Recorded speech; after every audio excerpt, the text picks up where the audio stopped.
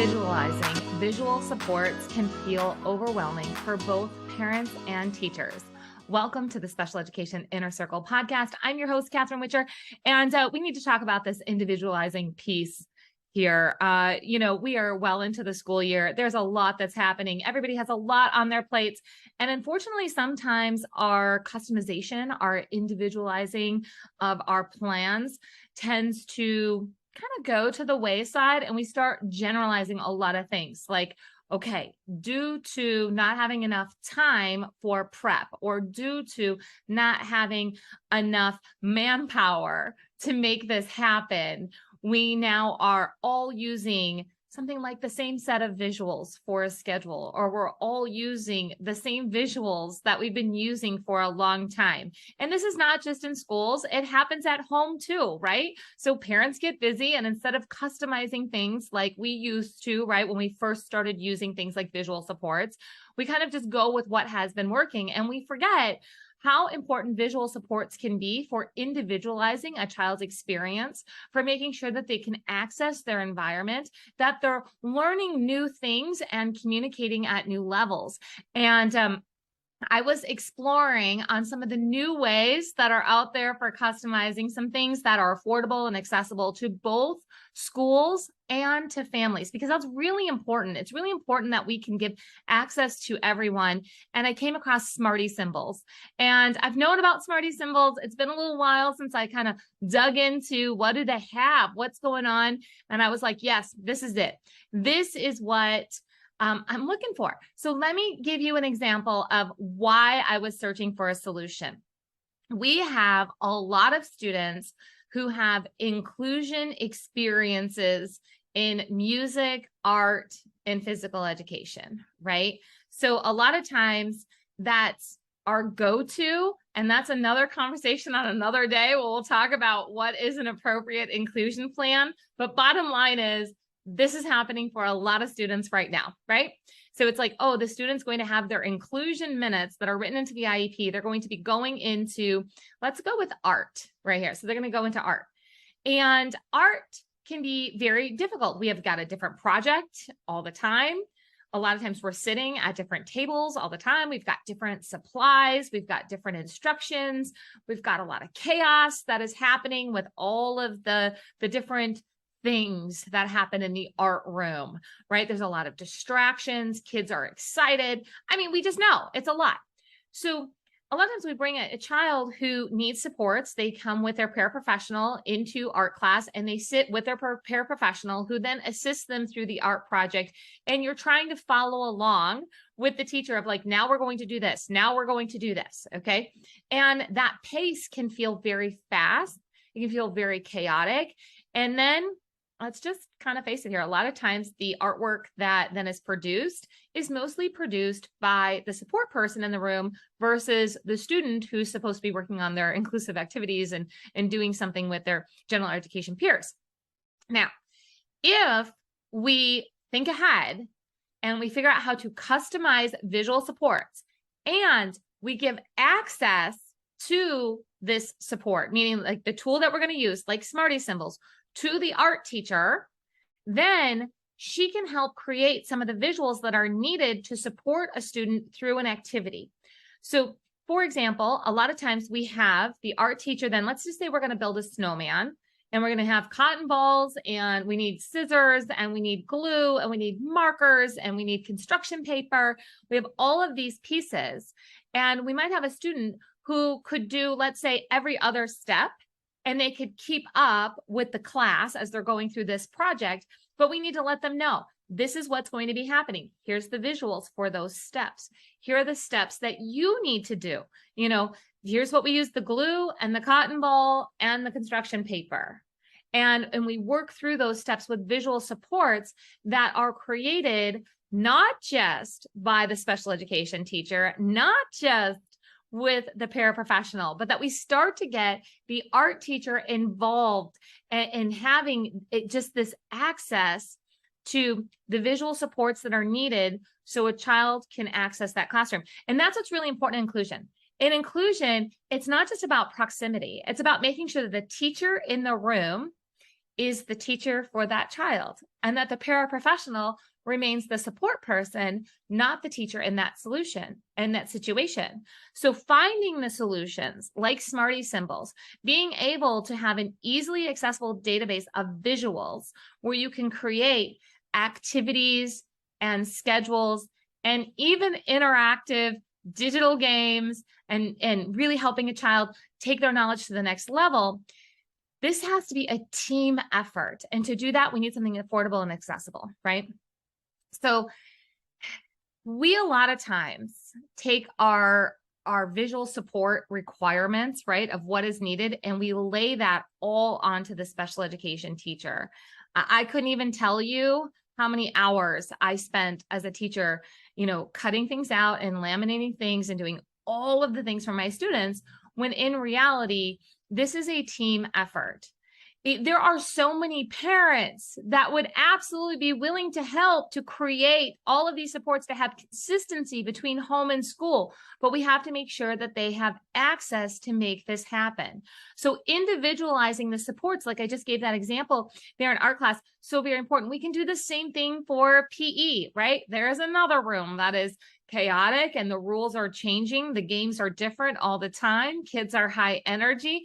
We need to get the teacher involved in making sure that the child who has additional needs, who may need visual supports, who may need visual cues, that they're helping to create those own tools for their classroom so they can support the students and truly individualizing it.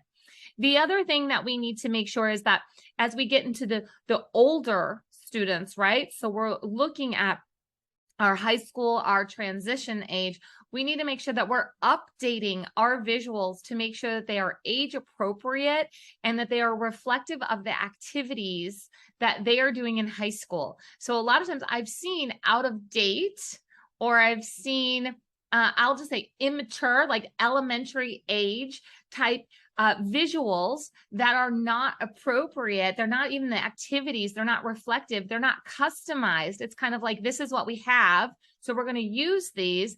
And being able to update these visuals, it's very important. So I want to make sure, like, this is on your to-do list. I know your to-do list is really long this week. I totally get it. Okay. It's always really long, right? But the visual supports and making sure that we are individualizing them and that we're giving access, not just to the special education teacher, not just to the paraprofessional, but also to our general education teachers. That includes our librarians, art, music, PE, that we're making sure that our families have access to tools, that our families have training. Do you know, all of this could absolutely fall underneath assistive technology, which is part of IDEA law, which then of course leads to training, and training is covered under IDEA law for all teachers, including families, when it comes to making sure everybody is trained on how to use these tools to assist a child in accessing their environment. So again, let's just be really conscious with what is, happening this school year and the overloaded caseloads, the busyness that seems to be like 10x right now, that we are still working on individualizing. It is more important to simplify and individualize than to just create more or keep doing what we have been doing and not moving forward in using the visual supports and creating this true teamwork environment. So can you guys do that? Can you guys really start thinking outside of, well, the child needs visual supports, therefore the teacher needs to? I'm going to give you another example. This one, I was sitting at an IEP meeting and we were coming up with new just support for behavior, self-regulation, being able to access different environments throughout the school. And this really great plan came about. And there was a lot of conflict to get to this really great plan. There was a lot of different opinions. There's a lot of things that were happening. And this was an elementary age student. She has Down syndrome. And she was really using escape behaviors, wanting to leave classrooms and climb under desks and to do things, which we all know that means that there's probably some communication difficulties that are happening in there. Child's not able to express, something's not happening that should be happening so this child feels supported and wants to be part of the environment. So we're working towards all of the things that need to be happening. And that included making sure that she knew her expectations and that there were just a lot of data was being taken, just a lot of things. Okay. So this big plan comes about, and it did include a lot of visual support, a lot of visual supports for transitioning, a lot of visual supports for accessing the activities within the classroom, a lot of visual supports for what was happening after. So that is kind of that secondary transition that was happening either in the classroom or, leaving the classroom, just a lot of things. And everybody finally got on the same page, and they're like, yes, this is what we are going to do. And I'll admit that the administrator was there. Okay. Superintendent was at the table, and he looks at me. I was there supporting the parent, and he looks at me and he looks at the parent and says, "Are you guys good?" And I said, "Yes. And we'd like to know who's going to be implementing this, who's going to be creating all of this." And he goes, "Well, the team will." And I said, "Yes, but we need some more information, like not just the team, because we do this all the time in special education. We're like, okay, this is what we are going to do. But then who is we?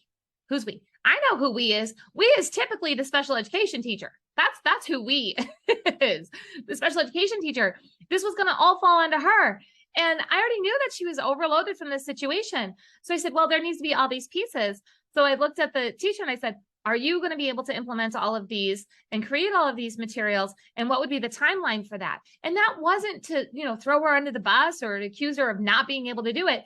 I was just making it very clear that she's going to need some help. I was advocating for her. And she's like, well, if, and then, and maybe, and she's kind of skirting around. And then the speech therapist hopped in and she says, you know what? I have consult minutes, and I can actually expand those consult minutes by an extra 10 minutes per week. And I'm going to add in some visual support time. And that's when we use some of those consult minutes for, as I'm going to talk to the teacher, and we're going to put together these visual supports, because these visual supports were going to be ever evolving based on the child's independence and what was going to be able to happen, in this plan. And so we had to get the speech therapist involved. And then the occupational therapist said, well, you know what?